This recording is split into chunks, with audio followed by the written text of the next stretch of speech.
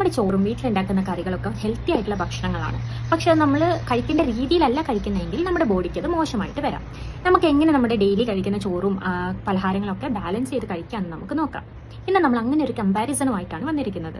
2 പ്ലേറ്റുകളാണ് നമ്മൾ ഇന്ന് താരതമ്യം ചെയ്യുന്നത്. അത് നമ്മുടെ ബോഡിയിൽ എങ്ങനെ പ്രവർത്തിക്കുന്നു, അല്ലെങ്കിൽ നമ്മുടെ ബോഡിക്ക് എന്തൊക്കെ തരുന്നു എന്ന് നമുക്ക് നോക്കാം. ഈ ഒരു ഇമേജിൽ ഞാൻ 2 പ്ലേറ്റുകൾ കാണിച്ചിട്ടുണ്ട്. നമ്മൾ കഴിച്ചുകൊണ്ടിരിക്കുന്ന രീതികൾ അല്ലെങ്കിൽ മുമ്പ് കഴിച്ചുകൊണ്ടിരുന്ന രീതിയിൽ കുറേ ചോറും കുറച്ച് കറികളും എടുക്കുന്ന ഒരു പ്ലേറ്റും, അതേപോലെ തന്നെ നമ്മൾ ഈ പറഞ്ഞ രീതിയിൽ പോർഷൻസ് ബാലൻസ് ചെയ്തിരിക്കുന്ന ഒരു പ്ലേറ്റുമാണ് താഴെ കാണിച്ചിരിക്കുന്നത്.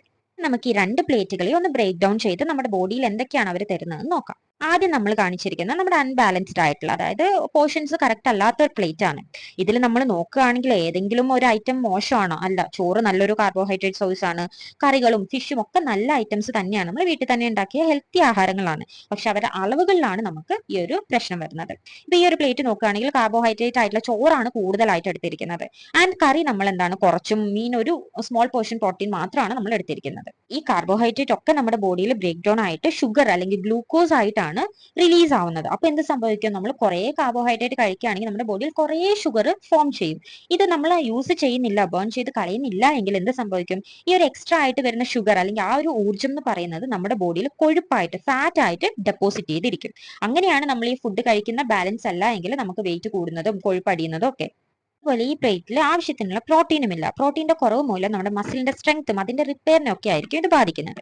കാർബോഹൈഡ്രേറ്റ് കൂടുതൽ കഴിക്കുന്നുള്ളത് കൊണ്ടുള്ള മറ്റൊരു പ്രശ്നം എന്ന് പറഞ്ഞാൽ നമുക്ക് കൂടുതലായിട്ട് വിശപ്പ് തോന്നുകയും ഇനി ആഹാരം കഴിക്കാനുള്ള ഒരു ടെൻഡൻസി നമുക്ക് ഉണ്ടാവും. ഓവർ ഹീറ്റിംഗ് ടെൻഡൻസി കൂടി നമ്മുടെ ബോഡിക്ക് വരും. നമ്മൾ നോക്കുന്ന നമ്മുടെ ബാലൻസ്ഡ് പ്ലേറ്റിലെ കാര്യങ്ങളാണ്. നമ്മൾ നേരത്തെ പറഞ്ഞ പോലെ തന്നെ ഇതിലെ 1/4 പോർഷൻ നമ്മൾ കാർബോഹൈഡ്രേറ്റ്, ഓൾ ഗ്രെയിൻ ആയിട്ടുള്ള ചോറാണ് എടുത്തിരിക്കുന്നത്. അതേപോലെ തന്നെ നമ്മൾ നെക്സ്റ്റ് ഒരു 1/2 പോർഷൻ വെജിറ്റബിൾസ് നമ്മൾ എടുത്തിട്ടുണ്ട്. വെജിറ്റബിൾസും കോംപ്ലക്സ് കാർബുകളും നമുക്ക് ധാരാളമായിട്ട് നാരുകൾ അല്ലെങ്കിൽ ഫൈബർ തരും. അതേപോലെ തന്നെ വൈറ്റമിൻസും മിനറൽസും ഒക്കെ നമുക്ക് ഇതിൽ നിന്ന് കിട്ടുന്നതാണ്. പ്രോട്ടീൻ നമ്മൾ നെക്സ്റ്റ് ഒരു 1/4 പോർഷൻ എടുത്തിട്ടുണ്ട്. ആവശ്യത്തിന് പ്രോട്ടീൻ നമ്മൾ എടുക്കുന്നത് കൊണ്ട് തന്നെ നമ്മുടെ മസിലിന്റെ സ്ട്രെങ്ത്തിനും റിപ്പയറിനും ഒക്കെ നമുക്ക് ഹെൽപ്പ് ചെയ്യും.